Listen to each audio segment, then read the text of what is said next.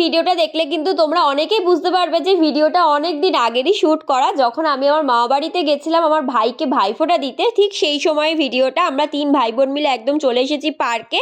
আর এই ড্রাগনের স্লিপটা নিয়ে কিন্তু অনেক গল্প আছে। ছোটোবেলায় আমি ভাবতাম যে ড্রাগনটা হয়তো জ্যান্ত, এটাতে চাপলেই আমাদের সব বাচ্চাদের খেয়ে নেবে। সত্যি সময়ের সাথে সাথে কিন্তু মানুষের মনের ভাবনাগুলো অনেক পাল্টে যায়, তাই না বলো?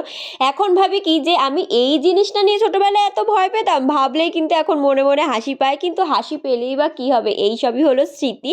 এইসব জিনিস কিন্তু ভাবতেও খুব ভালো লাগে। ছোটোবেলার কথা মনে পড়লে কিন্তু সবারই খুব ভালো লাগে। আর আমার ভাই দেখো বীর পালোয়ান, একটা এমন জিনিসে উঠেছে যেখান থেকে যে কী করে নামতে হয় ও সেটা ভুলে গেছে, কতক্ষণ বাদে ওখান থেকেও নামতে পারলো।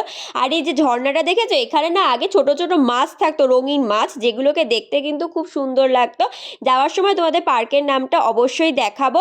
তো কেমন লাগলো জানিও। আজকের মতো টাটা।